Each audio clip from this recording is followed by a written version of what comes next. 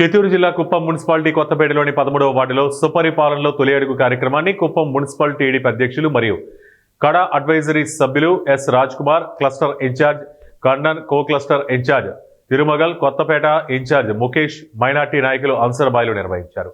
ఇంటింటికి వెళ్లి ప్రజలకు సంవత్సర కాలంలో అందించిన సంక్షేమ పథకాలు, వివరాలు, అభివృద్ధి గురించి తెలియజేశారు.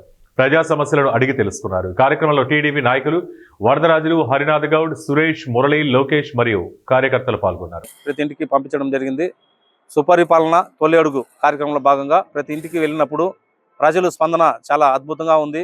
ఎలక్షన్కు ముందు ఏదైతే మా నాయకుడు నారా చంద్రబాబు నాయుడు గారు కూటమి ప్రభుత్వం ఇచ్చిన మాట ప్రకారంగా బాబు షూరిటీ, భవిష్యత్తు గ్యారంటీ, సూపర్ 6 పథకాల్లో ఉన్నవన్నీ కూడా ప్రజలకు వివరిస్తే చాలా ఆనందంతో ఈరోజు మహిళలు కానీ, వృద్ధులు కానీ, వికలాంగులు కానీ, అదే మరిగా చిన్నపిల్లలు కూడా కానీ ఆ రోజు చెప్పినట్టు విధంగా పెన్షన్, ఎన్టీఆర్ భరోసా పెన్షన్ మనకి 3,000 రూపాయలు ఉండేది 4,000 రూపాయలు చేయడము, వికలాంగులకు 6,000 రూపాయలు చేయడము, వాళ్ళే ఎదురు వచ్చి మాకు చంద్రబాబు నాయుడు గారు చేశారని ధన్యవాదాలు చెప్పడము, అదే మరిగా తల్లికి వందనం, ఎంతమంది పిల్లలు ఉంటే అంతమందికి పిల్లలకు డబ్బులు పడిందని ఆనందం వ్యక్తపరచడము, అదే మరిగా గ్యాస్ సిలిండర్ కూడా సంవత్సరానికి 3 ఇస్తామని చెప్పి ఆ రోజు చెప్పడం జరిగింది.